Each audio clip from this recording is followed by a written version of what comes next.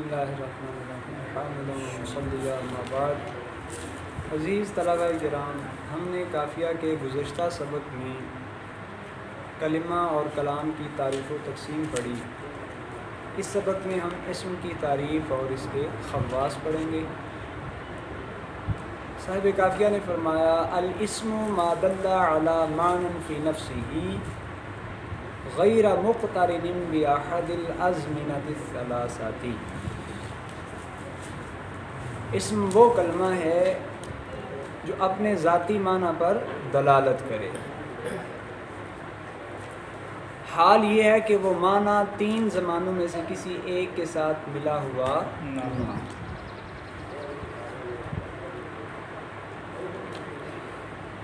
اب اس میں یہ جو عبارت ہے غیر مقترن باحد الازمنۃ الثلاثہ، اس عبارت کو لے کر اسم کی تعریف پر ایک اعتراض ہے۔ وہ اعتراض یہ ہے، حضور آپ نے جو اسم کی تعریف بیان کی ہے، یہ تعریف اپنے افراد کے لیے جامع نہیں، دخول غیر سے مانع نہیں۔ مطلب اس تعریف کے اعتبار سے جو اسماء ہیں وہ اس میں داخل نہیں ہو رہے، اس لیے یہ جامع نہیں، اور جو اسماء نہیں ہیں وہ اس میں داخل ہو رہے ہیں، اس اعتبار سے یہ دخول غیر سے مانع نہیں۔ اچھا جی، کیا چیز داخل نہیں ہو رہی؟ اسم ہے، اسماء افعال۔ اب ادھر یہ فرمایا تھا کہ تین زمانوں میں سے کسی سے ملا ہوا نہ ہو، جبکہ اسماء افعال جو ہیں وہ تو زمانے سے ملے ہوئے ہوتے ہیں، ماضی والے ماضی کے ساتھ اور امر والے حال کے ساتھ۔ حالانکہ وہ اسماء ہیں، جب وہ ملے ہوئے ہیں تو یہ تعریف تو ان پر صادق نہیں آ رہی، تو وہ تو اس سے نکل گئے۔ تو اسم اپنے افراد کے لیے ہی جامع نہ رہا، اور اسی قید کے اعتبار سے کچھ ایسے افعال اس میں داخل ہو گئے جو زمانے سے ملے ہوئے نہیں ہوتے، جیسے عصا، افعال منسلخہ جنہیں کہا جاتا ہے، وہ زمانے سے ملے ہوئے نہیں۔ تو تعریف اپنے افراد کے لیے جامع نہ رہی، دخول غیر سے مانع نہ رہی۔ اس کا جواب دیا، بات دراصل یہ ہے، ہم نے یہ جو کہا ہے نا کہ وہ تین زمانوں میں سے کسی ایک زمانے سے ملا ہوا نہ ہو، اس میں ہم نے وضع اول کا اعتبار کیا، یعنی جب اسے وضع کیا گیا ہو اس وقت وہ کسی زمانے سے ملا ہوا نہ ہو۔ رہے اسماء افعال، وہ تعریف سے خارج نہیں، تعریف میں داخل ہی ہیں، کیونکہ وضع اول کے اعتبار سے وہ زمانے سے ملے ہوئے نہیں۔ اور رہے افعال منسلخہ، تو وہ تعریف میں داخل نہیں، تعریف سے خارج ہی ہیں، کیونکہ وہ وضع اول کے اعتبار سے زمانے سے ملے ہوئے ہیں۔ اس لیے اسم کی تعریف اپنے افراد کے لیے جامع بھی ہے، دخول غیر سے مانع بھی ہے۔ لیکن اس میں پھر ایک اور اعتراض ہوگا، یہاں آئی نا قید بھی احد الازمنۃ الثلاثہ، تین زمانوں میں سے ایک کے ساتھ ملا ہوا، فعل مضارع کے اعتبار سے اس پہ اعتراض ہو گیا۔ بھئی آپ کی تعریف دخول غیر سے مانع نہیں، کیونکہ اس میں فعل مضارع بھی داخل ہو رہا ہے، وہ اسم نہیں ہے، فعل ہے، پھر بھی داخل ہو رہا ہے۔ کیسے داخل ہو رہا ہے؟ آپ نے کہا تین زمانوں میں سے ایک سے جو ملا ہوا نہ ہو وہ کیا ہوتا ہے؟ اسم۔ تو وہ تین میں سے ایک سے نہیں، دو سے ملا ہوا ہوتا ہے، وہ بھی داخل ہو گیا۔ ایک سے تو نہیں نا ملا ہوتا، دو سے ملا ہوتا ہے، ایک سے نہیں۔ جب ایک سے نہیں تو وہ تعریف میں داخل ہو گیا، حالانکہ وہ فعل ہے، اسم نہیں ہے، تو تعریف دخول غیر سے مانع نہ رہی۔ قید کس چیز کی ہے؟ ایک کی، اس میں ہے دو، تو جس میں دو ہیں ایک تو نہ ہوا، تو وہ تو اس میں شامل ہو گیا، حالانکہ وہ اسم نہیں ہے۔ تو اس کا جواب یہ دیا، بھئی وہ اس میں نہیں آتا، جس میں دو زمانے ہیں، دو کے ضمن میں ایک زمانہ بھی تو ہوتا ہے۔ جب دو پائے جا رہے ہیں تو دو کے ضمن میں ایک زمانہ تو ضرور ہوگا، جب ایک ہے اور ایک کے ساتھ نہ ملنے کی قید ہے، وہ ایک کے ساتھ ملا ہوا ہے، تو اس میں کیسے داخل ہوگا؟ تو تعریف دخول غیر سے مانے ہی ہے، تعریف پر کسی قسم کا کوئی نقض وارد نہیں۔ اس کے بعد آگے فرمایا وَمِنْ خَوَّاصِهِ دُخُولُ اللَّامِ وَالْجَرِّ وَالتَّنْوِينِ وَالْإِضَافَةُ وَالْإِسْنَادُ۔ اس میں سب سے پہلا لفظ ہے خواص، یہ خاصہ کی جمع ہے۔ خواص یہ جمع مکسر ہے، خاصہ اس کا مفرد ہے۔ اور اگر منطقی خاصہ کو لیا جائے تو خاصہ کا مطلب ہوتا ہے یا کلیۃ مقولۃ علی افراد حقیقۃ واحدۃ فقط قولا ارضیا۔ خاصہ وہ کلی ہے جو ایک ہی حقیقت کے افراد پر قول عرضی کے طور پر بولا جائے، ایک ہی حقیقت کے افراد۔ اور اس کی ایک دوسری تعریف بھی کی گئی ہے خاصہ کی، وہ ہے خاصۃ الشیء ما یوجد فیہ ولا یوجد فی غیرہ۔ کسی شے کا خاصہ وہ ہوتا ہے جو اس شے میں پایا جائے، اس کے غیر میں نہ پایا جائے۔ اس اعتبار سے خاصہ کی دو قسمیں ہیں، خاصہ شاملہ اور خاصہ غیر شاملہ۔ خاصہ شاملہ جو تمام افراد کو شامل ہو، مثلا کہا جائے الانسان کاتب بالقوہ، انسان کاتب بالقوہ ہے، یعنی اللہ تعالیٰ نے انسان میں لکھنے کی قوت رکھی ہوئی ہے، اگر وہ چاہے تو لکھ سکتا ہے۔ اب یہ تمام انسانوں کو شامل ہے، اس کو خاصہ شاملہ کہیں گے۔ اور اگر یہ کہا جائے الانسان کاتب بالفعل، تو یہ خاصہ غیر شاملہ ہوگا، کیونکہ ایٹ اے ٹائم تمام انسان لکھنے والے نہیں ہوتے، چند لکھ رہے ہیں، جو لکھ رہے ہیں ان کے لیے شامل ہوگا۔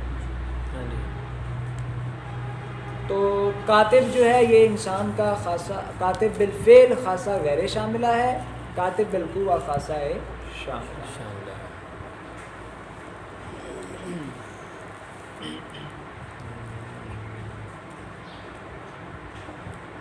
اچھا جی، تو اسم کے یہاں خواص یعنی علامات، تخصیصات ذکر کی جا رہی ہیں جن کی وجہ سے اسم کی پہچان ہوتی ہے، اور وہ کون کون سے ہیں جی؟ یہاں چند بیان کیے، دخول اللامی والجری والتنوین والاضافہ والاسناد الیہ۔ اسم کے خواص میں سے کیا ہے؟ اسم پر لام کا داخل ہونا، جر کا، تنوین کا آنا، آخر میں مضاف ہونا اور مسند الیہ۔ اچھا، یہ جو مصنف نے کہا نا دخول اللامی،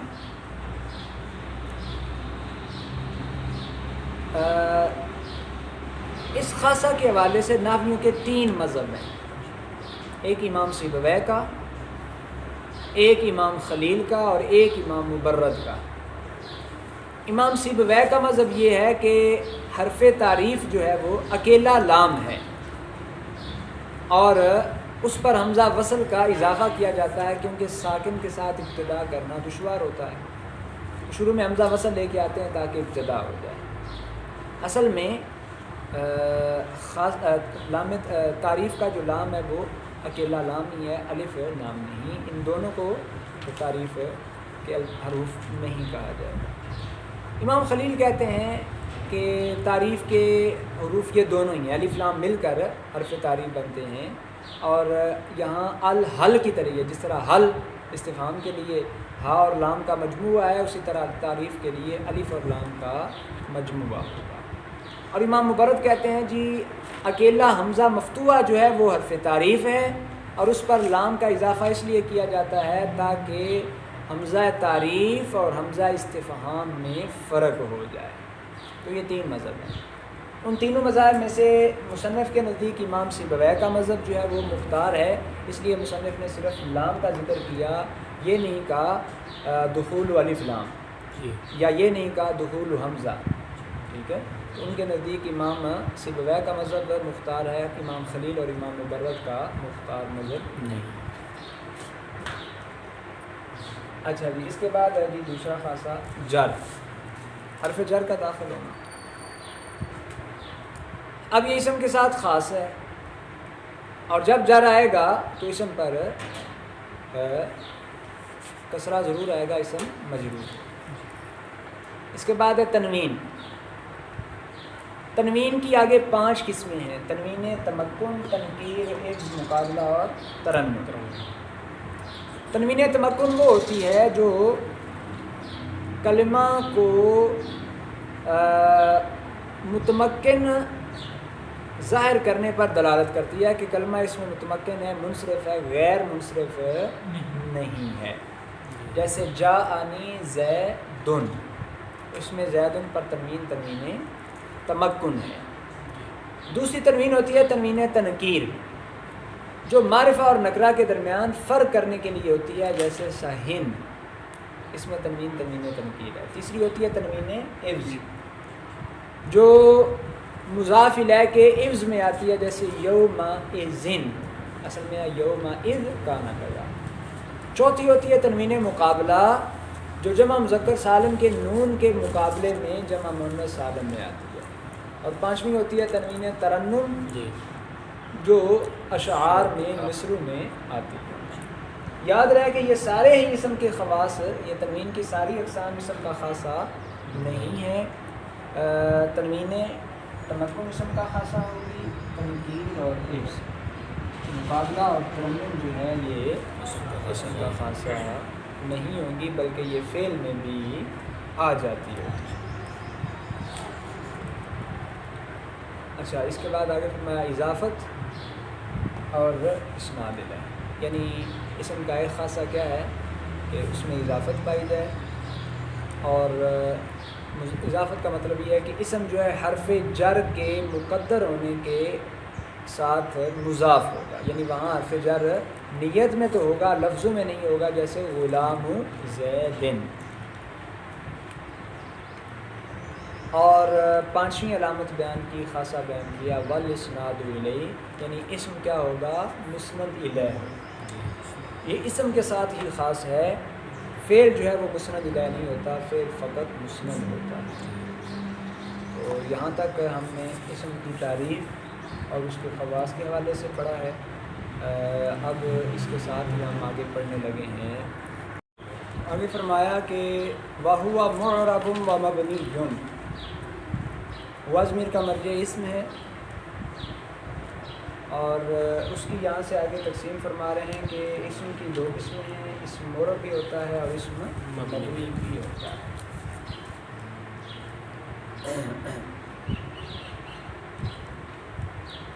فالمعرب المرکب الذی لم یشبہ مبنی الاصل، اس عبارت سے غرض ماتن مورب کی تعریف بیان کرنا ہے۔ مورب وہ مرکب ہے جو مبنی الاصل کے مشابہ نہ ہو۔ اچھا، اس میں پہلا لفظ ہے مرکب، یہ اس تعریف کے اندر جنس ہے۔ الذی لم یشبہ مبنی الاصل، یہ فصل ہے۔ مرکب کہنے سے جو مرکبات نہیں تھے وہ تعریف سے خارج ہو گیا، جیسے اسماء اصوات ہیں، الف با تا سا وغیرہ ہیں۔ اور الذی لم یشبہ مبنی الاصل کہنے سے جو مبنی الاصل کے مشابہ ہیں وہ اس سے خارج ہو گئے، جیسے ظروف ہیں یا خود مبنی الاصل ہیں، جیسے فعل ماضی ہے، امر حاضر ہے، اور ایک قول کے مطابق جملہ ہے، تو وہ اس سے خارج ہے۔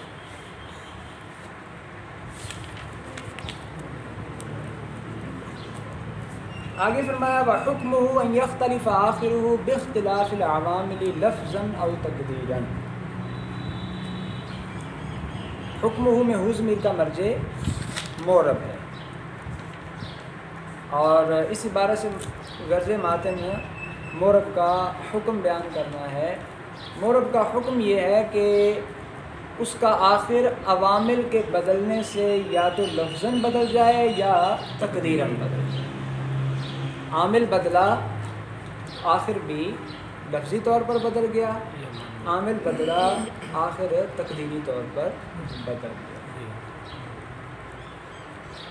اب اس میں لفظ آیا اختلاف العوامل. عوامل جو ہے یہ جمع ہے اور جمع کا کم از کم اطلاق 3 پر ہوتا ہے. اب اس سے مصنف پر یہ اعتراض وارد ہوگا کہ آپ نے کہا باختلاف العوامل، عوامل لفظ جمع کا اطلاق کم از کم 3 پر، تو مطلب یہ ہوا کہ مورب متحقق ہی تب ہوگا جب اس میں 3 عوامل کا اختلاف پایا جائے. حالانکہ ایسا نہیں ہوتا. مورب تو ایک عامل کے آنے کے ساتھ بھی آ جاتا ہے. جانی زید، اب اس میں جا عامل ہے، زید ساتھ مورب ہے، آیا ہوا ہے. یہاں تینوں عوامل کا آنا ضروری نہیں ہے اس کے مورب ہونے کے لیے. اس کا جواب دیا دراصل العوامل یہ جمع ہے، اس پر الف لام جنس کا داخل ہے، اور قاعدہ اور ضابطہ اور اصول یہ ہے کہ الف لام جنس کا جب جمع پر داخل ہو تو وہاں اس کو جنس پر ہی معمول کیا جاتا ہے، وہاں جمع کا معنی ختم ہو جاتا ہے. اگر کوئی چیز پہلے معہود مذکور نہ ہو، جب الف لام جنس کا جمع پر داخل ہو اور پہلے اس کا ذکر نہ ہوا ہو تو پھر اس سے مراد جنسی معنی لیا جاتا ہے، جمع کا معنی نہیں لیا جاتا. اور جنس کا معنی ہم نے پڑھا تو اس کا اطلاق اس میں وحدت اور کثرت دونوں کا اعتبار کیے بغیر بس ماہیت کی طرف اشارہ کرنا مقصود ہوتا ہے. یہاں بھی صورتحال ایسی ہی ہے. اس کے بعد آگے اعراب کی تعریف فرمایا الاعراب مختلف آخرہ بہ لیدل علی المعانی المعتبرۃ علیہ. اعراب وہ شے ہے جس کے ساتھ مورب کا آخر مختلف ہوتا ہے. اعراب وہ شے ہے جس کے ساتھ مورب کا آخر مختلف ہوتا ہے. لیدل سے غرض ماتن اسماء کے اندر اعراب لانے کی علت بیان کرنا ہے. کیوں اعراب آنے سے اسم کا آخر مختلف ہوتا ہے؟ تاکہ یہ جو اعراب کا آنا ہے، مختلف ہونا ہے، یہ ان معانی پر دلالت کرے جو اس مورب کے اندر پے در پے وارد ہوتے ہیں. تو مورب میں پے در پے آنے والے معنی پر دلالت کرنے کے لیے اس کا آخر جو ہے وہ بدلتا رہتا ہے. مثلا جاءنی زیدن، اس پہ رفع آیا، کس بات پر دلالت کرنے کے لیے کہ یہ فاعل ہے. رأیت زیدن، نصب آیا، مفعول پر دلالت کرنے کے لیے. مررت بزیدن، کسرہ آیا، اس کے مجرور ہونے پر دلالت کرنے کے لیے. تو یہ اس پر جو مختلف معانی پے در پے وارد ہوتے ہیں ان پر دلالت کرنے کے لیے اعراب کی تبدیلی ہوتی ہے. اس سے اگلی عبارت میں مصنف نے اعراب کی انواع کا بیان کیا ہے. فرمایا وانواعہ رفع و نصب و جر. اس کی 3 انواع ہیں، رفع، نصب اور جر. یہاں مصنف پہ ایک سوال وارد ہوتا ہے، مورب پر صرف رفع، نصب اور جر ہی تو نہیں آتا، بلکہ اس کے ساتھ ساتھ الف، واو اور یا بھی آتا ہے. اعراب کی 2 قسمیں ہیں نا، اعراب بالحرکت اور اعراب بالحرف. تو آپ نے یہ اعراب بالحرکت تو ذکر کر دیا، اعراب بالحرف کا ذکر نہیں کیا، واو الف یا کا ذکر نہیں کیا، حالانکہ وہ بھی مورب پر آتے ہیں. اس کا جواب یہ دیا گیا ہے شارحین کی جانب سے. بات یہ ہے کہ مصنف کے نزدیک، ماتن کے نزدیک دراصل رفع، نصب اور جر ان کا اطلاق جس طرح اعرابی حرکات پر ہوتا ہے ویسے ہی اعرابی حروف پر بھی ہوتا ہے. تو یہ رفع، نصب، جر حرکات کے ساتھ ساتھ حروف کو بھی شامل ہے، اس لیے مصنف نے الگ سے حروف کا ذکر نہیں کیا. اس کے بعد فرمایا فالرفع علم الفاعلیتی والنصب علم المفعولیتی والجر علم الاضافاتی. اگر کسی کلمے پر رفع آئے تو یہ فاعلیت کی علامت ہوگا، نصب آئے تو یہ مفعولیت کی علامت ہوگا، جر آئے تو یہ اضافت کی علامت ہوگا.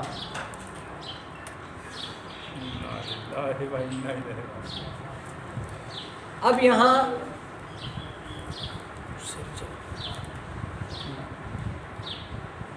مصنف نے جو انداز اختیار کیا وہ دیکھیں. فرمایا علم الفاعلیہ، علم المفعولیہ. فاعلیت اور مفعولیت کہا یا کے ساتھ، یا نسبتی ذکر کی. سوال یہ ہے کہ مصنف سیدھا یوں کہہ دیتے فالرفع علم الفاعل والنصب علم المفعول. فاعلیت اور مفعولیت کیوں کہا، یا نسبتی کے ساتھ ذکر کیوں کیا؟ تو اس کا جواب یہ ہے دراصل اگر صرف فاعل اور مفعول کہا جاتا تو پھر رفع صرف فاعل اور نصب صرف مفعول کو شامل ہوتا، حالانکہ رفع جو ہے صرف فاعلیت کی علامت نہیں بلکہ اس کے جو ملحقات ہوتے ہیں ان کو بھی یہ شامل ہوتا ہے. نصب صرف مفعولیت کی علامت نہیں، جو اس کے ملحقات ہیں ان کو بھی شامل ہے. تو اس لیے مصنف نے یا نسبتی کے ساتھ ذکر کیا تاکہ سب اس کے تحت داخل ہو جائیں. اس کے بعد مصنف نے آگے جو ہے وہ عامل کی تعریف کی. فرمایا والعامل ما به یتقوم المعنى المقتدی للاعراب. ما به یتقوم المعنى المقتدی للاعراب. عامل وہ ہے جس کے ساتھ، جس کے سبب اعراب کا تقاضا کرنے والا معنی پایا جاتا ہے. عامل وہ چیز ہے جس کے سبب اعراب کا تقاضا کرنے والا معنی پایا جاتا ہے، وہ عامل کہلاتا ہے. تو اس میں ہم نے اسم کی تقسیم پڑھی، مورب اور مبنی کی طرف. پھر مورب کی تعریف، اس کا حکم، اعراب کی تعریف، اس کی انواع اور عامل کی تعریف جانی. ہمارا اگلا سبق جو ہے وہ انشاءاللہ العزیز اس میں متمکن اس کی جو انواع ہیں ان کے اعراب کے حوالے سے ہوگا. اللہ رب العزت کی بارگاہ میں دعا ہے اللہ تعالیٰ اس علم کو ہمارے